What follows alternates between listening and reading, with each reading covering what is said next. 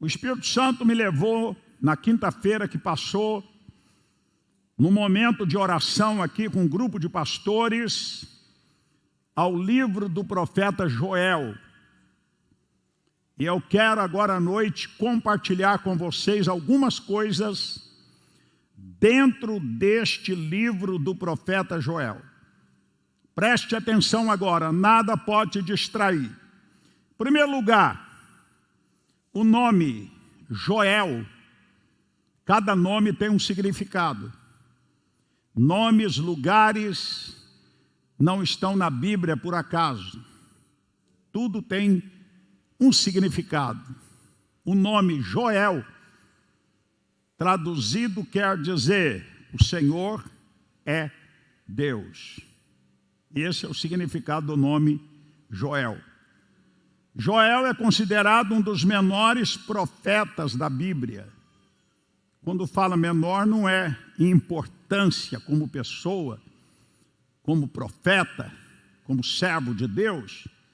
Quando fala profetas maiores e menores, está falando do tamanho que foi, o tempo que foi, melhor dizendo, o período que foi o ministério e o quanto cada um deles profetizou. Joel tem uma mensagem muito forte e que tem a ver com o que nós estamos vivendo hoje também. Em primeiro lugar, irmãos, estava havendo na terra de Judá duas crises terríveis. Uma crise era proveniente a 4 enxames de gafanhotos, 4 nuvens de milhões e milhões e milhões e milhões de gafanhotos. Uma nuvem de gafanhotos chamava-se cortador. A segunda nuvem chamava destruidor. Vamos pegar aqui o nome certinho. E outra nuvem chamava devorador. Cortador, migrador, devorador e destruidor. Tem uma outra tradução que vai dar outros nomes, mas eu fico com essa tradução. Primeira nuvem, migradores. Não tinha parada certa. Migrava de uma lavoura para outra numa rapidez tremenda. Segunda nuvem, os cortadores, que vinham e cortavam tudo quanto era verde e devorava. Segunda nuvem, os destruidores. Está lá? Que deixou o gafanhoto cortador, comeu o gafanhoto migrador. O que deixou o migrador, comeu o gafanhoto devorador. O que deixou o devorador, comeu o gafanhoto destruidor. Olha a crise que a terra do povo de Deus estava vivendo. Naquela época não havia indústrias. Naquela época o comércio era muito pequeno, muito restrito, muito localizado. Judá era eminentemente agrícola. Ele vivia da agricultura. Toda sobrevivência, toda colheita, toda receita, toda vida econômica estava em torno da agricultura. E vieram esses enxames e devoraram tudo. Numa pequena região, levaram tudo. A segunda crise veio logo atrás. Qual foi a segunda crise? Uma seca devastadora. O que sobrou da pandemia de gafanhotos, a seca brava consumiu o restinho que ficou. E tinha uma terceira ameaça. a invasão por parte de um poderoso exército que se aproximava de Judá. Então era uma crise sem precedente. Hoje nós estamos vivendo também uma crise sem nada igual no Brasil e nas nações da terra. Nunca aconteceu antes o que está acontecendo hoje. Nós não esperávamos que a nossa geração fosse presenciar uma crise tão aguda, tão profunda, que abateu sobre a terra e que está ceifando milhares e já milhões e milhões de vidas. Veja que lá a crise era violenta também. Enxames de gafanhotos, seca violenta e um exército irresistível que vinha do norte para tomar posse de toda a terra. Diante dessas duas crises concretas e diante da terceira crise que se anunciava, Deus falou com o povo. Vamos ver o que foi que Deus falou. Vamos ler a situação que estava. Joel capítulo 1, a partir do verso de número 1. Vamos ler a partir do verso de número 1. Diz assim: palavra do Senhor que foi dirigida a Joel, filho de Petuel. Ouvi isto, vós, anciãos, e escutai todos os moradores da terra. Aconteceu isto em vossos dias, ou também nos dias de vossos pais? Fazei sobre isto uma narração a vossos filhos, e vossos filhos a seus filhos, e os filhos destes a outra geração. Deus estava recomendando que fosse passado de geração a geração tudo o que havia acontecido na terra de Judá. Verso 4. O que ficou da lagarta, essa minha tradução não é boa, bota o 4 de novo. Comeu o gafanhoto. O que ficou da lagarta comeu, bota lá. O que deixou o gafanhoto cortador, comeu o gafanhoto migrador. O que deixou o migrador, comeu o gafanhoto devorador. E o que deixou o devorador, comeu o gafanhoto destruidor. 5. Ébrios. Olha Deus dizendo, eles estavam embriagados. Eles estavam dados à bebida. E estavam também ébrios pelas vaidades, mundanismo, materialismo, e havia esquecidos de Deus. Tinham perdido a razão. Estavam fora de si. Deus então diz, ébrios, despertai-vos e chorai. É uma convocação de Deus. Uivai, misericórdia. Na outra tradução diz, gemei, todos os que bebeis vinhos, por causa do seu mosto, porque está ele tirado a vossa casca. Porque veio um povo contra a minha terra, poderoso e inumeráveis. Os seus dentes são dentes de leão, e ele tem as queixadas de uma leoa. Fiz da minha vide uma assolação. Assim estava ele descrevendo como ficou o verde, as árvores, toda a lavoura. Fez da minha vide uma assolação. Destroçou a minha figueira. Tirou-lhe a casca, até as cascas das árvores. Os gafanhotos comeram. Quer matar uma árvore? Tira-lhe a casca e ela morrerá. Os seus sarmentos se fizeram brancos. lamenta com a virgem que pelo marido da sua mocidade está cingida de pano de saco.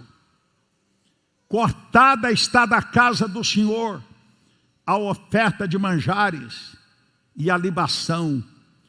Os sacerdotes ministros do Senhor estão enlutados. Para aí no 9 um pouquinho. Olha a situação que estava, o aspecto religioso, espiritual, naqueles dias. Cortada da casa do Senhor foi a oferta de manjares. Não tinha adoração, não tinha culto. Os sacerdotes, que são os ministros de Deus, os ministros do Senhor, estavam todos enlutados. Havia um clima de tristeza, de peso, de angústia em toda a terra de Judá, por causa das crises que foram descritas. Olha o verso 10. O campo está assolado, misericórdia. Hoje as cidades estão assoladas, o comércio está assolado, a indústria está assolada. Os vendedores, os pequenos comerciantes estão indo cada dia à falência. O que mais tem hoje são pequenas e grandes lojas desocupadas com a placa aluga-se.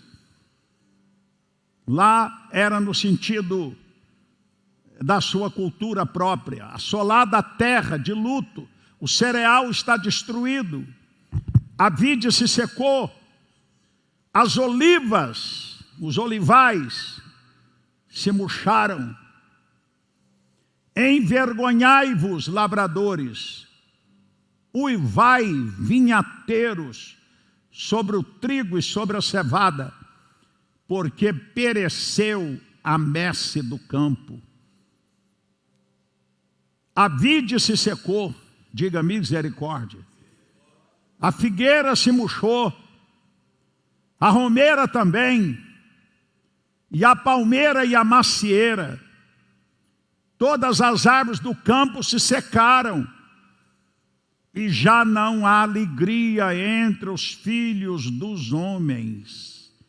Irmãos, esse texto parece que tem a ver e que foi escrito para um tempo como esse, guardado as devidas diferenças culturais dessa época do profeta Joel com a nossa época.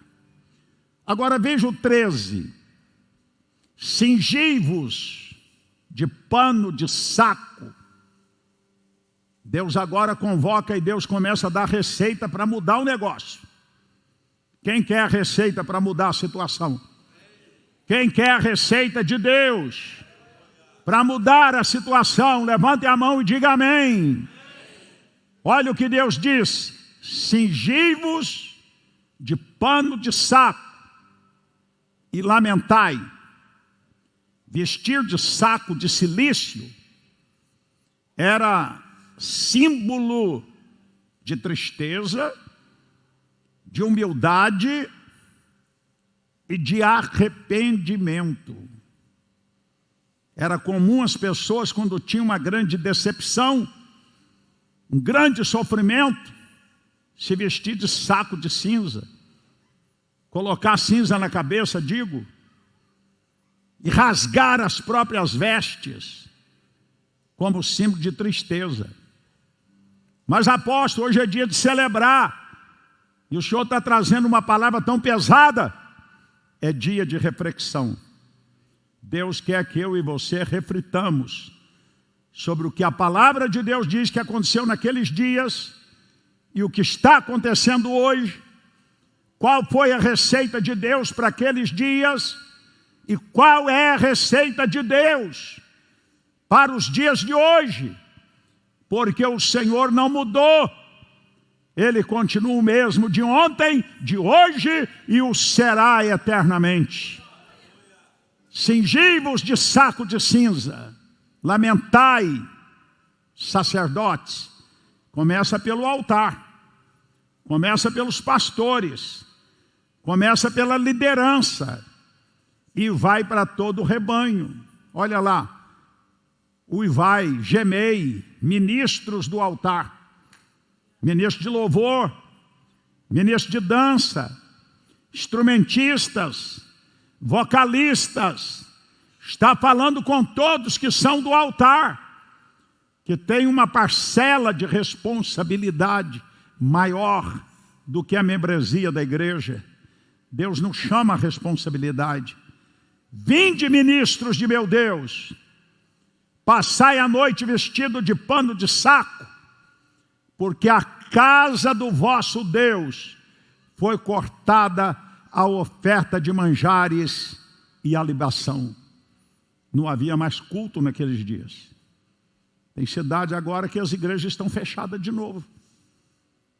Agora mesmo eu falei com o missionário José Geraldo, lá de Recife.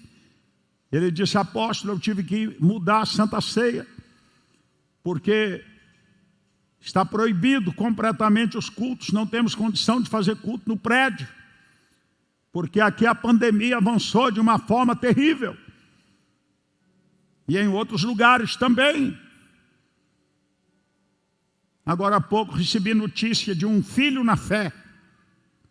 Quando eu saí de Governador Valadares, eu levei esse jovem comigo para Goiânia, chamado Josmar. Era bem jovenzinho.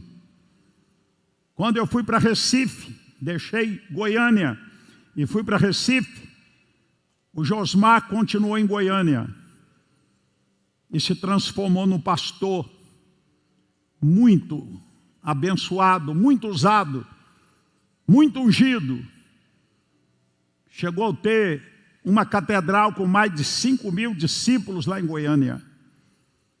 Ontem eu recebi uma mensagem da esposa dele dizendo: apóstolo, ore pelo seu filho na fé.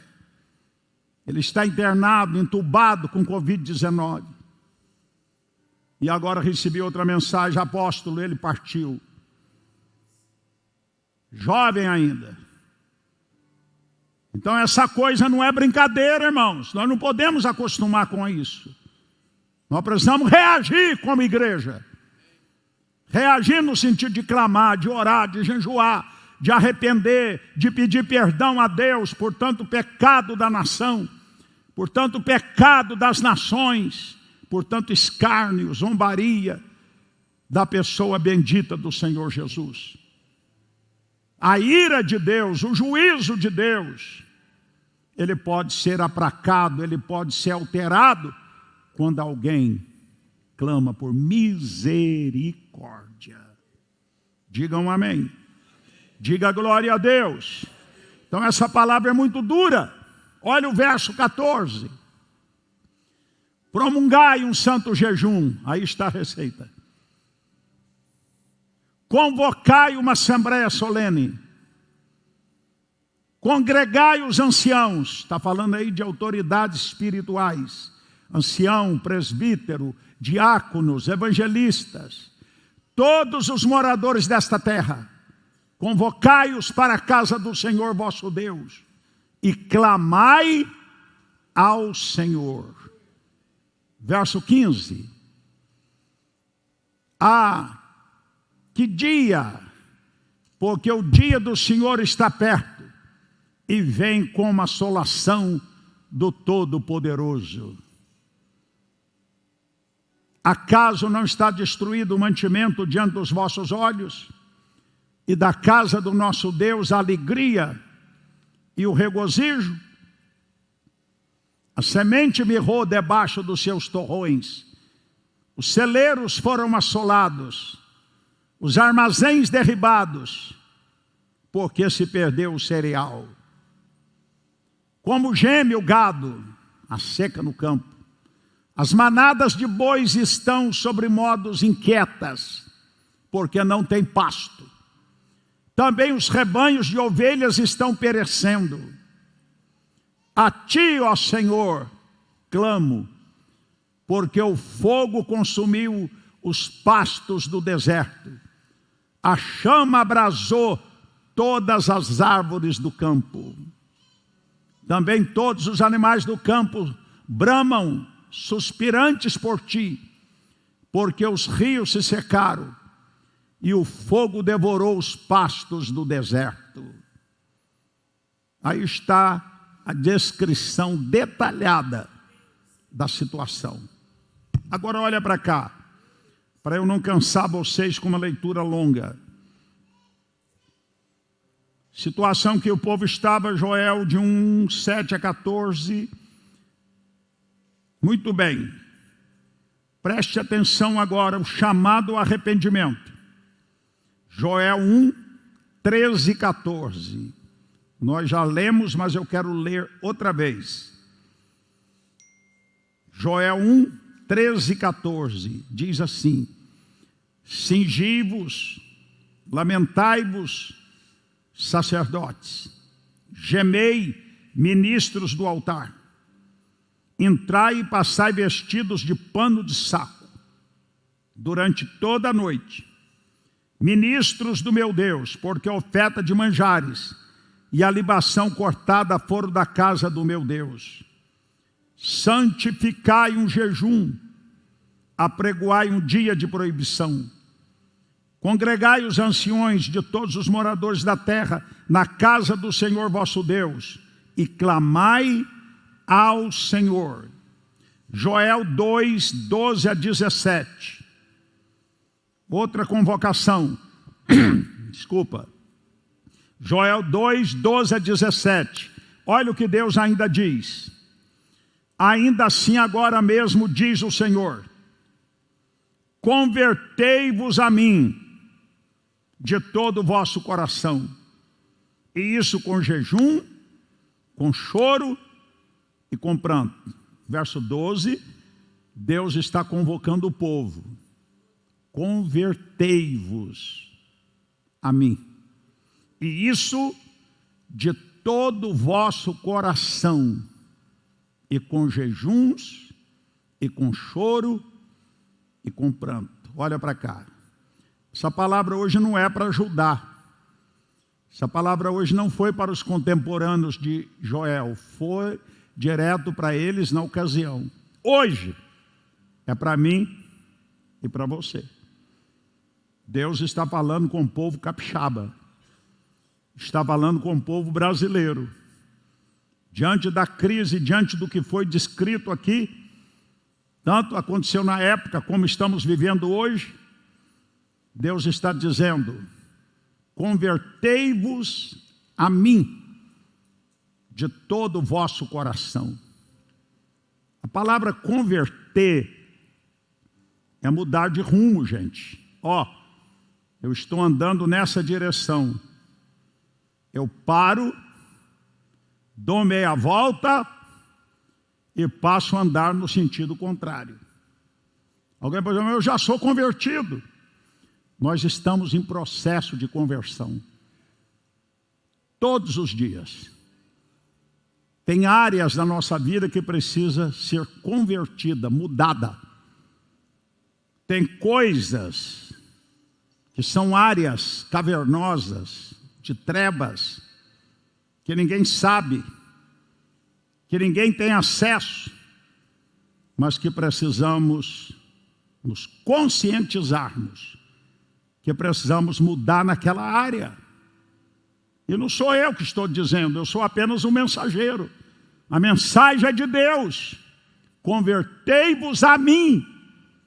Não é a Jair, é o Deus Todo-Poderoso que criou a sua vida, que permite a tua vida, que permite a tua existência e que um dia irá recolhê-lo. Ele é o Senhor. E Ele é que está dando a ordem: convertei-vos a mim de todo o vosso coração. Não pode ser com 10%, 20%, 50% do seu ser. Ou Deus tem 100%, ou Deus não tem nada. Ou você é dele 100%, ou você será do inimigo 100%. Convertei-vos a mim de todo o vosso ser. Deus não negocia, Deus não quer parcela. Deus nos quer por inteiro, porque Ele nos ama, gente. Aleluia! Convertei-vos a mim de todo o vosso coração. com jejuns, com choro e com pranto. Qual foi a última vez que você jejuou? Quanto tempo tem que você fez um jejum bíblico? Que você abriu mão de uma ou de duas refeições? Não andou alardeando, mas fez de forma secreta? Ou mesmo quando a igreja convocou, você veio para o jejum com propósito? Tem coisas que só se resolve com oração e jejum. Jesus falou que tem uma casta de demônios que só se vence na oração e no jejum. Jesus é o nosso modelo maior. Para começar o ministério, ele jejuou 40 dias e 40 noites. E ele disse, quando jejuardes? Ele não disse, se jejuardes. Procedais assim, assim e assim. É tempo da igreja jejuar. Converter de coração. Separar tempo de jejum, acompanhado de oração e de palavra de Deus, durante o seu tempo de jejum na presença do Senhor. Olha lá a receita, verso 13. Rasgai o vosso coração. Como é que a gente rasga o coração? Olha para cá. A Bíblia está mandando rasgar o coração, apóstolo. Se rasgar o coração, literalmente, eu vou morrer. Não é disso que se trata. É que naquela ocasião eu disse, quando as pessoas tinham uma tristeza muito grande, uma decepção, uma perda, as pessoas rasgavam as roupas. Rasgava. Tinha até as capineiras, né, que eram mulheres contratadas para lamentar nos velórios. Quando morria alguém, não tinha ninguém para chorar muito. As mulheres eram contratadas para lamentar, botar cinza na cabeça, rasgar a roupa, chorar. Naquela cultura tinha isso. Então Deus está usando Joel e dizendo, rasgai o vosso coração e não as vossas vestes. Rasgar o coração é abrir o coração diante de Deus. É dizer para Deus com sinceridade, com transparência, numa reunião de oração particular. Tem oração que é bom orar coletivamente. Mas tem outras orações para rasgar coração, abrir coração, que é bom você estar sozinho. Por isso que Jesus falou, quando orar, entra no teu quarto e fecha a porta. Tem oração secreta. Tem oração de abertura de coração. É aquela que você ajoelha, que você às vezes bota o rosto no chão. E que o Espírito Santo te traz uma palavra. E você começa a reconhecer as suas misérias, as suas faltas, os seus erros. E o Espírito Santo começa a mostrar como o meu e o teu coração são enganosos. E a gente então, sozinho, começa a clamar por misericórdia. Lembra de Isaías? Ele achava que estava muito bom. Achava que era um profeta e tanto. Mas no dia que a glória de Deus veio sobre ele, ele percebeu as suas misérias escondidinhas. Quando a luz do sol penetra no ambiente fechado, pela fresta da porta, da janela, você vê naquele facho de luz, um monte de impureza no ar. É assim ou não é? Quando a luz de Deus penetra no mais escondido do nosso ser, a gente começa a perceber tantas falhas, tantos erros. tanta coisa esquisita, tanto pensamento estranho, tantas palavras que não deveríamos ter pronunciado e pronunciamos, tantas coisas que não deveríamos ter feito e fizemos. E quando você está naquele momento de rasgar o coração, sozinho com Deus, aí você conta tudo para Ele. Mas apóstolo, Ele não sabe de tudo? Sabe, mas Ele quer ouvir da nossa boca. Confessar é verbalizar. Senhor, eu errei nisso, tenha misericórdia. Rasgar o coração diante de Deus é uma confissão profunda daquilo que o próprio Espírito Santo nos convenceu. Aleluia, irmãos. Quem está entendendo, levante a mão. Isso é para mim também, isso é para os pastores. Começa no altar e pega todo mundo. Rasgar o coração é aquele momento que você diz: Senhor, está doendo. Senhor, eu não suporto mais. Senhor, isso, aquilo, mais aquilo, mais aquilo. Deus disse: rasgai o vosso coração e não as vossas vestes. Convertei-vos ao Senhor vosso Deus, porque Ele é o quê? Ele é o quê, irmãos? Aqui vem um lado bonito. Você está sentindo culpado? Eu não estou aqui querendo colocar carga de culpa sobre você. Estamos fazendo uma reflexão para todos. Mas essa palavra aqui nos enche de esperança. Ele é misericordioso. Ele é compassivo. Ele é tardio em irar-se. E Ele é grande em beneficência e se arrepende do mal. Aleluia! A esperança, por pior que alguém tenha sido moralmente, espiritualmente, quando ele abre o coração, quando ele confessa, Deus é um Deus de misericórdia. A palavra misericórdia significa misericórdia, miséria e coração. Deus põe o coração dele como Pai nas nossas misérias e não as considera quando nós nos humilhamos na sua presença.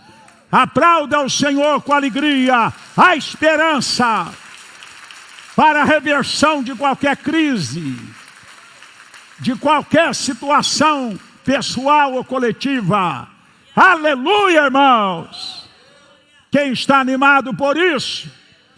Porque o nosso Deus é misericordioso, compassivo, tardio em irar-se, grande em beneficência e se arrepende do mal.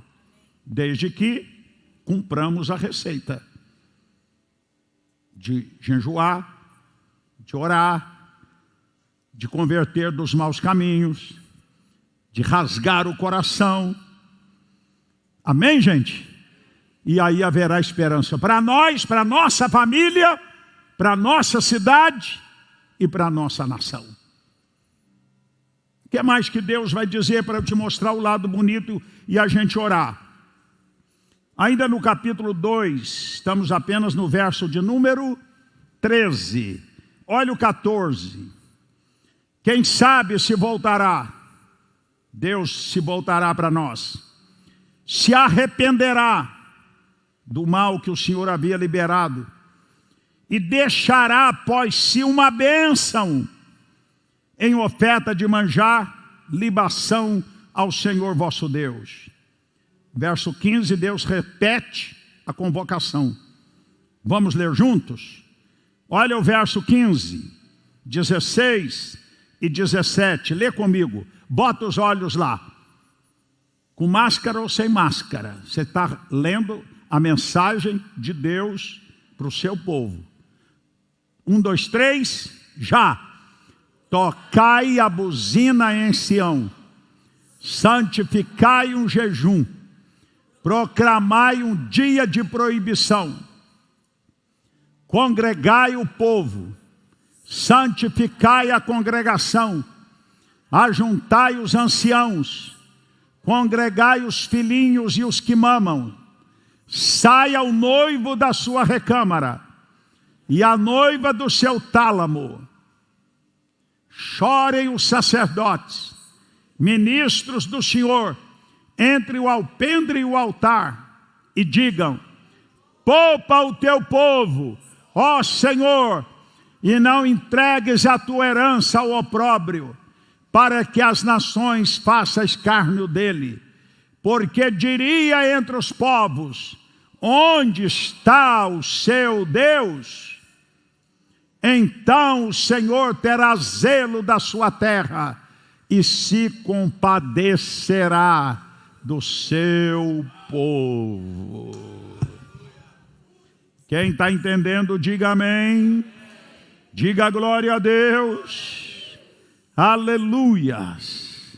Escute, Joel 2,18 tem uma promessa. E Joel 3,21.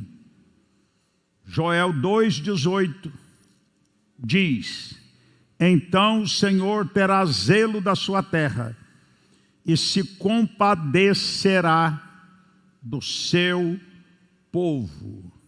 Aleluia. Verso 19, olha a promessa. O Senhor responderá e dirá ao seu povo: eis que vos envio o trigo, o mosto e o óleo. Mosto é vinho. Eis que vos envio o trigo, o vinho e o óleo, e deles sereis fartos, e vos não entregarei mais ao opróbrio entre as nações. 3,21 vai nos dizer assim: e purificarei o sangue dos que eu não tinha purificado, porque o Senhor habitará em Sião. Queridos irmãos, Deus promete, depois de todo esse processo, de enviar abundância. Em primeiro lugar, de trigo. Segundo lugar, de vinho. E terceiro lugar, de óleo. Lá era literalmente. Eu disse no início que Israel era agrícola e vivia da agricultura e da pecuária. Então ali era literal. Deus está prometendo que ia mandar abundância de trigo depois da seca, da destruição dos gafanhotos. Deus está dizendo que ia mandar abundância de vinho, quer dizer, as videiras, né, que produz a uva, cresceria e teria uma safra abundante. E Deus está dizendo que teria abundância de azeite. As oliveiras iriam crescer, iriam de uma forma abundante, ia gerar muita azeitona, e da azeitona que extrai o azeite. Lá era literal. Agora olha para cá.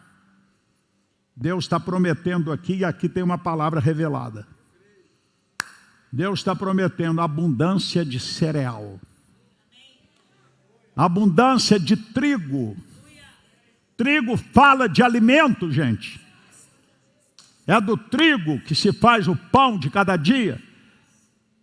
E de muitos outros produtos. Deus está dizendo que vai haver abundância de trigo, espiritualmente falando. Trigo é palavra revelada. Trigo é ensino da palavra. Digam aleluia. Deus está derramando abundância de mensagens. Deus está derramando revelação da palavra. Nesse tempo, quando o povo volta para Deus, se arrepende, rasga o coração, ora, jejua, clama por misericórdia, Deus responde. E Deus derrama abundância de trigo, de pão fresco, de palavra revelada, que nos nutre, que nos sustenta, que nos torna guerreiros e guerreiras, adestrados e vitoriosos. Digam aleluia. Deus promete também abundância de vinho. Não pensa que é o vinho para encher a cara, não. O vinho que a Bíblia diz aí é uma simbologia. O que é que na Bíblia representa o vinho, pastor Ivair? Alegria. Deus está prometendo abundância de trigo e abundância de vinho, que representa alegria. O povo estava triste e o povo brasileiro está triste. Tem culto que você entra que está todo mundo com cara de 6 horas, por causa da crise, de muitas perdas, de muitos sofrimentos, de muitas interrogações, de muito medo. As pessoas estão tristes, mas Deus está prometendo que depois do processo, Ele vai derramar a abundância de alegria. Depois da guerra vem a paz. Depois dessa crise terrível, Deus vai fazer um avivamento tão poderoso que haverá abundância de trigo, revelação da palavra e abundância de alegria no meio do povo de Deus. A alegria do Senhor nossa força é. Nós não podemos perder a alegria por causa da crise, irmãos. Enfrente a crise, mas não perca a alegria no coração. Se ela lhe faltar, clame ao Espírito Santo. Me fortaleça, me ajuda. No meio de tanta crise, de tanto sofrimento, de tantos problemas, a alegria não pode nos faltar. Digam glória a Deus. E o que mais que Ele promete? A abundância de óleo. O que o azeite representa na Bíblia? O que o azeite representa? Ele é um dos símbolos de quem? Do Espírito Santo. O Espírito Santo é simbolizado pelo vento, fogo, pomba e pelo azeite. A abundância de azeite. Está falando que haverá, depois da crise, um derramar sem precedente do azeite de Deus, do óleo fresco. Quem recebe, levante a sua mão.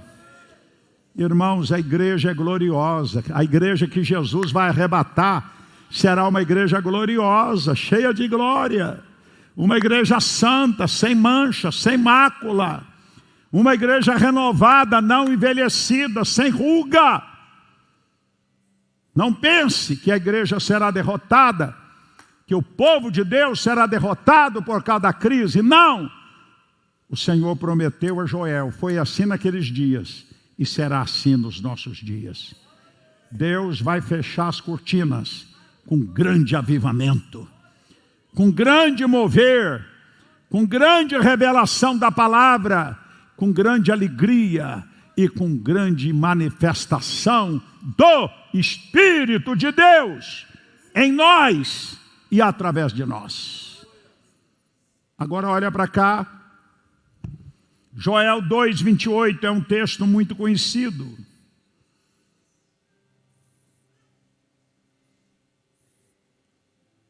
Joel 2:18, já lemos, e essa promessa vai até o 27.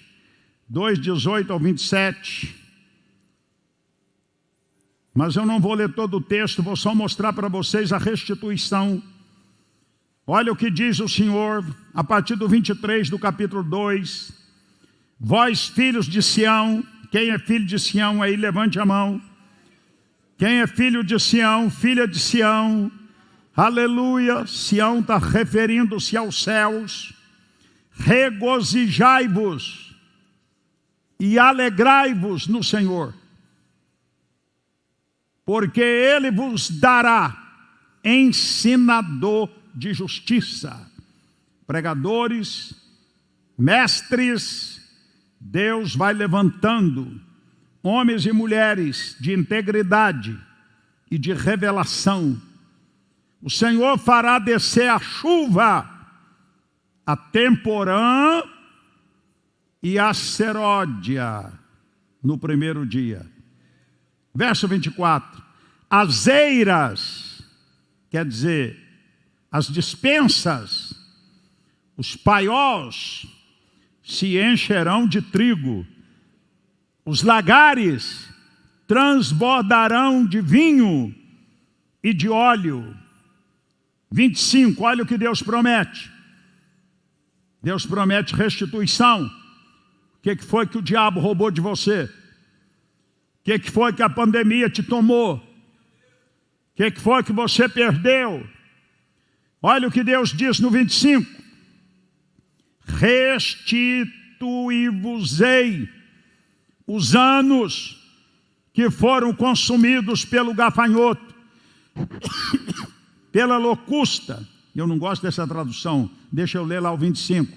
Restituí-vos-ei os anos que foram consumidos pelo gafanhoto migrador, pelo destruidor, pelo cortador. Agora isso aqui que me assusta, ó. O meu grande exército que enviei contra vós outros. Quem é que enviou aqueles enxames de gafanhoto? Deus chamou os enxames de gafanhoto de meu exército, que eu os enviei contra vocês, por causa do pecado do povo. Essa pandemia, muita gente já tentou explicar o porquê. Mas a gente tem que admitir que se Deus não tivesse permitido, ela não estaria aí. É verdade ou não? Tem coisa que não é Deus que gera, mas que Deus permite. O diabo, quando foi atracar Jó e destruiu tudo que Jó tinha, não foi Deus, mas foi permissão de Deus. Aqui, os enxames de gafanhoto, Deus está dizendo: o meu grande exército que enviei contra vós outros. Tem que voltar para Deus, irmãos. Tem que arrepender de coração. Tem que pedir misericórdia. Tem que adotar a receita. Porque Ele pode permitir, sim, que pandemias, que pestes, que males atinja uma pessoa, uma casa, uma igreja, um ministério, uma cidade, um estado, uma nação, por causa da rebeldia, do pecado, da desobediência contra Ele. Até que a pessoa arrependa e volta para Ele e clama por misericórdia. Está escrito, não sou eu não. Quem quer ficar com raiva, fica com raiva de Deus. Mas você não vai ficar com raiva dele, porque nós somos pó, caco, pedacinho de caco. E Ele é o grande oleiro. Ele sempre seja verdadeiro e o homem mentiroso, santo, justo, e nós tão frágeis e tão imperfeitos. Mas Deus chama as legiões aqui de gafanhoto de meu exército. Misericórdia. Então esses vírus aí também podem ser exército de Deus, botando as grandes nações de cara no chão, botando os grandes homens da terra, que zombava e escarnecia de Deus, de cara no chão. É ou não é, irmãos? Um vírusinho, ó, invisível. Se é vírus, é invisível. Mudou o mundo inteiro. Quando todo mundo, um mundo ateu, agnóstico, zombava e criticava o Deus vivo, o Senhor Jesus, a Bíblia, a fé. Aí Deus disse assim: vou dar uma lição nessa raça. Vou mandar um exércitozinho lá para mostrar para eles quem sou eu e quem são eles. Quem entende o que eu estou falando, o que a Bíblia está dizendo? Se aqueles 4 enxames, Deus disse que era o seu exército, então esses vírus aí também podem ser o exército de Deus. Vamos deixar de ser orgulhoso, arrogante, blasfemo, e reconhecer que Ele é grande, que Ele é poderoso, e que a gente passa rapidinho e nada vale. E aí todo mundo sofre, seja crente ou não crente. Então nós temos que clamar a Deus, irmãos. Quem crê comigo, levante a mão. Você está assustado com essa mensagem domingo à noite? Está assustado ou não? Aqui a gente prega a verdade. Não é só uma mensagem, você vai vencer, você é poderoso, desperta o herói que há dentro de você, autoajuda. Aqui a gente ensina que tem um caminho, que Deus é um Deus que estabelece princípios, que se a gente sair deles tem consequência. Se a gente volta para eles, o Senhor se alegra e Ele tem prazer de derramar abundância de vitória sobre a pessoa. Fechando agora, 25, 26. Comereis fartamente, agora é coisa boa, ó, levante a mão. Ficareis satisfeito, aleluia. Louvareis o nome do Senhor vosso Deus, que procedeu para convosco maravilhosamente, e o meu povo não será mais envergonhado. Aleluias! Que o Espírito de Deus aplique esta palavra no seu espírito e no seu coração. Aí depois Deus fala da promessa do Espírito Santo. 28 a 32, vamos apenas ler. Olha como diz o texto: e há de ser que depois de quê?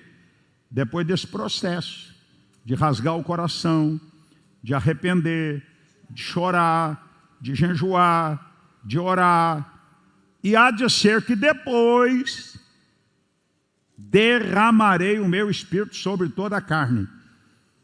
Vossos filhos e vossas filhas profetizarão, vossos velhos terão sonhos, vossos jovens terão visões, e também sobre os servos e sobre a serva naqueles dias derramarei o meu espírito. Vamos até o 29, esse texto é demais conhecido. Deus promete que derramaria o espírito. Alguém pode dizer, mas já derramou. Lá em Atos capítulo 2. Ali foi apenas o começo, viu, pastor Ivaí? Ali foi a chuva temporã. O texto anterior vai falar de dois tipos de chuva: a temporã e a seródia. Em Atos 2, teve o começo do cumprimento de Joel 2:28. E há de ser que depois daqueles dias derramarei do meu espírito sobre toda a carne, vossos filhos e vossas filhas profetizarão. Começou lá em Atos 2. Ali foi a chuva do espírito, temporã, fora de época. Mas olha o que diz o verso 29. Você vai entender agora. Também sobre os servos e servas naquele dia derramei meu espírito, mostrarei o 30, prodígios no céu e na terra. Aqui já veio para a escatologia. Aqui já é o derramar do espírito dos últimos dias. Mostrarei prodígio no céu e na terra: sangue, fogo e colunas de fumo. O sol se converterá em trevas, a lua em sangue, antes que venha o grande e terrível dia do Senhor. E há de ser que todo aquele que invocar o nome do Senhor será salvo. Então, queridos, depois daquela crise lá, houve a primeira chuva do Espírito. Cremos que depois dessa crise mundial, toda a igreja, adotando essa receita de Joel, haverá a chuva seródia, um mover do Espírito, como nunca antes, que vai trazer abundância de trigo espiritual, abundância de vinho espiritual e abundância de azeite. Fala de um grande avivamento, fala de um grande mover, fala de um grande agir de Deus depois da crise. Quem recebe, levante a mão. Fique de pé na presença do Pai.